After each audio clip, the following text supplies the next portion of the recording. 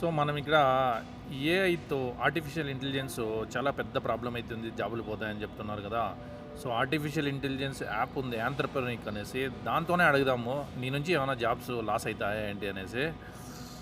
So tell me, am I going to lose my software developer job because of AI and you? చూద్దాం ఏం answer ఇస్తుందో అని. మనం తెలుగులో కూడా అడగొచ్చు అనమాట. Put me in Telugu, లాస్క్ it in Telugu. Okay, so సరైన జవాబు చెప్తాను. మీ జాబ్ పూర్తిగా పోదు కానీ మారుతుంది. నిజంగా జరుగుతున్నది. ఏ వల్ల చాలా పనులు ఆటోమేట్ అవుతున్నాయి. సింపుల్ కోడ్ రాయడం, బగ్స్ ఫిక్స్ చేయడం, డాక్యుమెంటేషన్ చేయడం, ఇవి ముందు గంటలు పట్టేవి, ఇప్పుడు నిమిషాల్లో అయిపోతాయి. దీనివల్ల కొన్ని కంపెనీలు జూనియర్ డెవలపర్స్ తక్కువగా హైర్ చేస్తున్నాయి. ఇది నిజమే.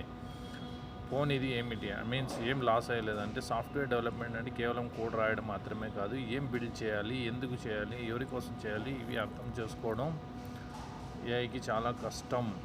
కాంప్లెక్స్ సిస్టమ్స్, రియల్ వరల్డ్ ప్రాబ్లమ్స్లో ఏఐ చాలాసార్లు తప్పు చేస్తుంది. రిస్క్ ఎవరికి ఎక్కువ? ఏఐ బాగా చేసే పనులు మాత్రమే చేసేవారికి రిస్క్ ఎక్కువ. కానీ మీరు problem solving, system design, communication నేర్చుకుంటే ఏఐ మీకు ఎనిమి కాదు, మీ టూల్ అవుతుంది. సింపుల్గా చెప్పాలంటే ఏఐని యూస్ చేసే డెవలపర్ ఏఐ వల్ల రీప్లేస్ అయ్యే డెవలపర్ని రీప్లేస్ చేస్తాడు. మీరు ఏ సైడ్లో ఉండాలో మీరే డిసైడ్ చేసుకోండి. సో బేసిక్గా ఇది ఏం చెప్తుందంటే, ఏఐ వలన జాబ్స్ పోవు అనే చెప్తుందన్నమాట. ఏఐ రిలేటెడ్ ఎవరున్నారో ఇంతకుముందు వాళ్ళకు మాత్రమే పోతుంది. చాలాసార్లు ఇది తప్పు కూడా చేస్తుంది. What kind of mistakes you do అది అడగదాం ఉందండి.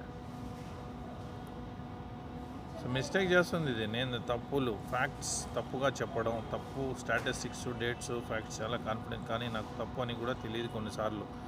బికాజ్ ఇది ఏంటంటే